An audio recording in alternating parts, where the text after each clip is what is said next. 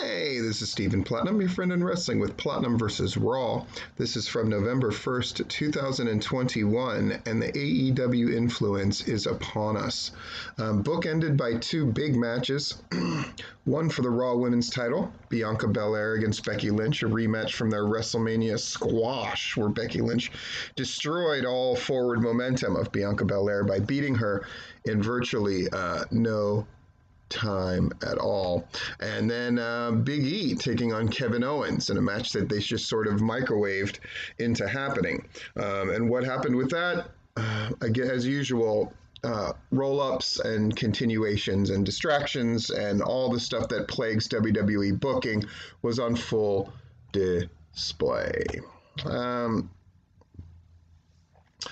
Video package for the Raw Women's title, and we go pretty much for Raw right into the match. Bianca Belair, Becky Lynch. Is it a good match? Absolutely.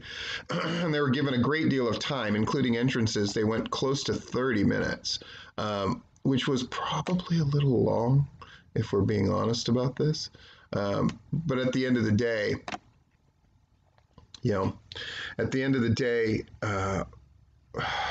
Becky Lynch wins.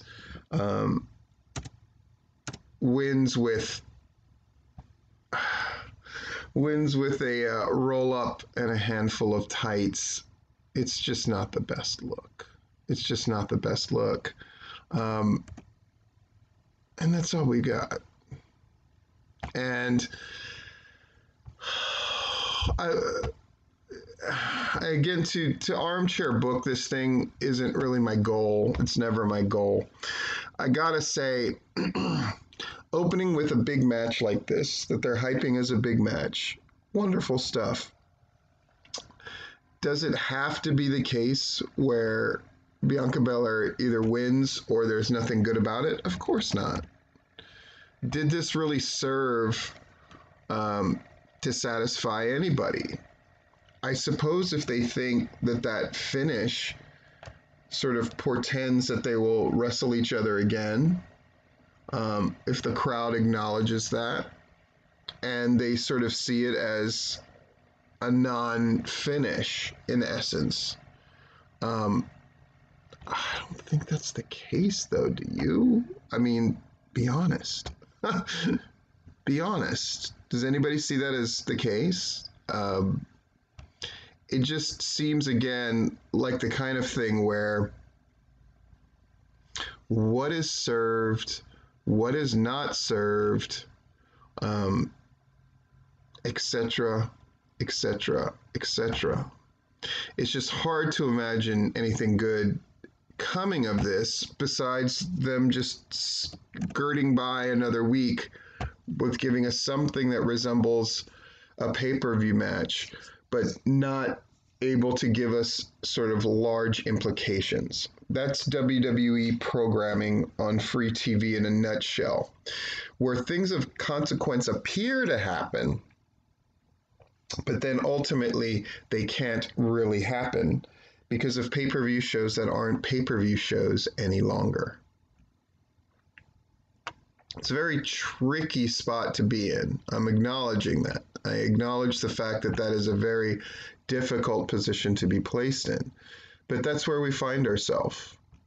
You know? We find ourselves with a Raw where even when the shows have improved somewhat, they're still not good. And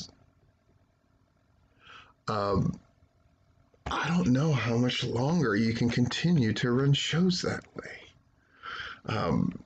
The whole show felt that way, right? If we're being honest with ourselves, it's just shows that are of very little consequence, and don't even give you the moments that you crave, that sort of cater to habitual viewing, and then give sort of a cursory surface thing where no, but it does matter. It does matter because see, we have this good match and we made this great matchup. They emphasize a lot amongst Big E and Kevin Owens that this is our first time we're ever going to meet in a match. These are the kind of things that you used to do to build big matches. Um, but now they're just things that happen. Um, and you gotta wonder at what point does something give? I don't know, but I do know that it does appear very spurious. So let's just go ahead and talk about that main event, right? We're not stuck chronologically. Um, what's going on, right? What? So they set up the Kevin Owens match. It happens. Big E wins via roll up and then catches him by surprise with the big ending. So we're trying to do something different with Big E, which is he's a smart baby face. And kind of stone coldish, I guess, against the guy who is supposed to be the new Stone Cold. And what this leads to, because that's the Kevin Owens pattern, right? They did with Roman Reigns, where they find ways for Kevin Owens to lose, but then to continue to give him title shots. Is this not just odd kind of booking? And again, nothing appears to be part of a long range plan unless that long range plan, as you see it, is we have to just kind of come up with stuff. We have to come up with stuff long enough that we can just get to the major places that we're perhaps trying to go, or we're just buying time.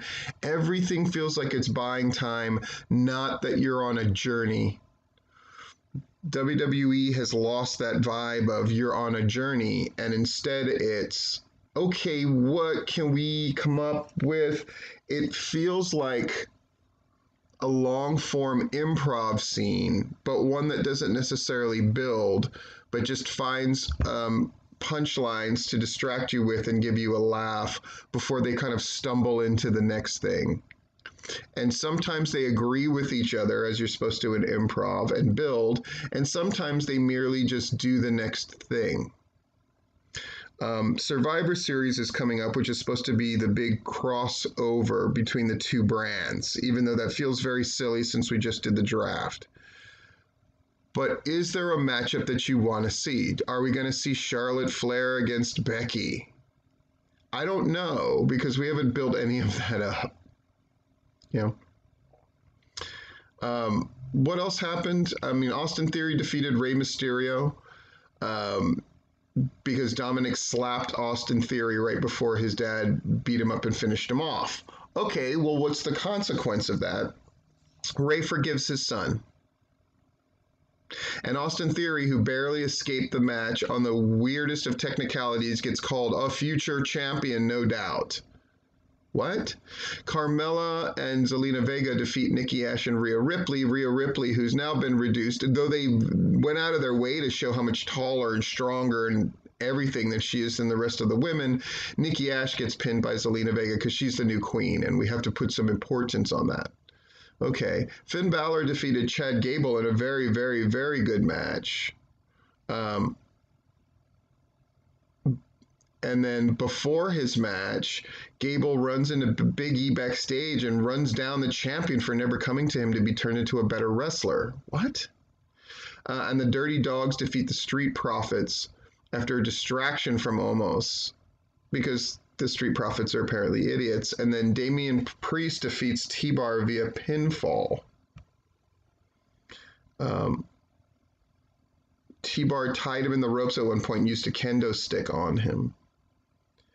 I mean, it's 7 matches in a 3-hour show. Dynamite gets in 6 matches in a 2-hour show. Now, people say, well, the quality of the Dynamite's always going to give you 2 or 3 very high quality matches. Raw's the wrestling show with no wrestling on it, which is not news, but it's certainly noteworthy. Raw's a tough watch. And it's clearly content providing for its own sake instead of advancement. And anybody who wants to say otherwise is not watching the show with any kind of critical eye. And maybe they're just counting on people watching it without a critical eye. To me, that's a crappy way to do serialized television that never has an off season.